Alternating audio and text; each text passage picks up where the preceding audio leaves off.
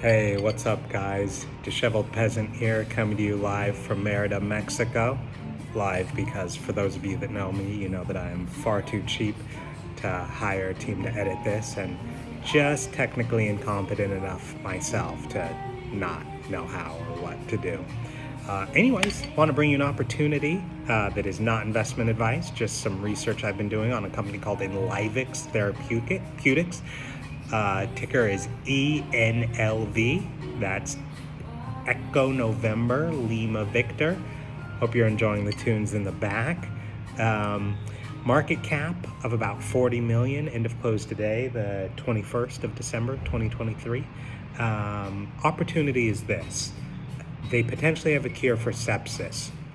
Sepsis kills about 1.2-ish million people a year globally. The market opportunity is estimated in the tens of billions, but let's just be conservative and say it's 10 billion a year, right? Let's be hyper conservative and say it's, hell, let's call it 3 billion a year. A cure would not only save, well, millions of lives that unnecessarily died of, terrible infection, but also as a shareholder, it could make you a lot of money. Not to be too crass or callous, but let's just call it what it is. So look, how do we get from 40 million to our $1 billion at least market cap, right? That's a 25x. In their phase 1, they showed in a comparative study that they lowered SOFA scores by about 3. And the study was acceptable. I mean, it could have been better, right?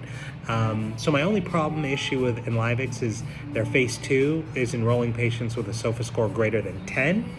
And in their phase 1, we saw that Allocetra, which is the drug they're administering, brought people's SOFA scores from about 3.5 all the way down to 0, which is perfect. It's remarkable. Those folks were cured and discharged from the hospital. Great.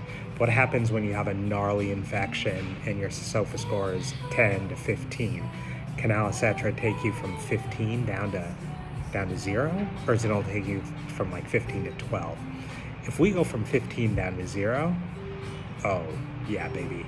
This is good. This is real good. So one of the things I look at are companies that have opportunities to 10x plus in the next 12 to 18 months. That's the main objective. Win moon research. So next 12 to 18 months, the company's announced top-line data, or said they're going to announce top-line data in Q1 of 2024.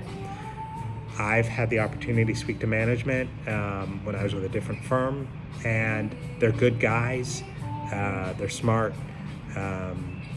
They had some hiccups in the last 12 months that weren't my favorite as an investor.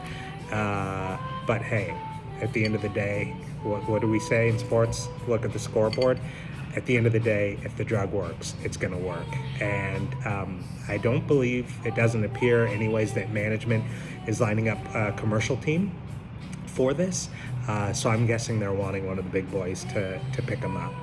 If you've got a massive hospital unit like Pfizer, I don't know about Moderna's, let's just call it Pfizer or J&J. I mean, these guys have huge hospital units. They're gonna grab this thing in half a second. So that's it. That's the pitch. If you have any questions or comments, I don't think I talked about essentially Allocetra is a second generation cell therapy. So it differs from first generation in that it's off the shelf, can be a frozen formulation.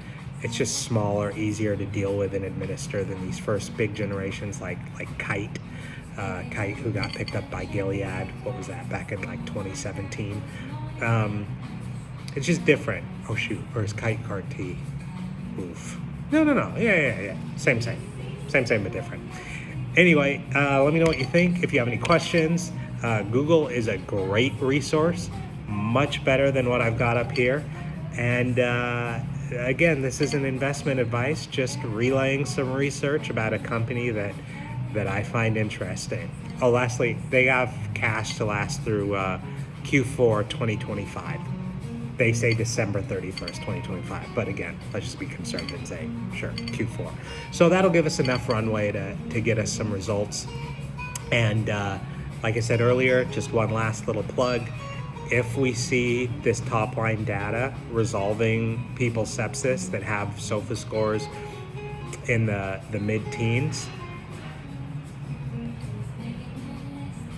adios to where?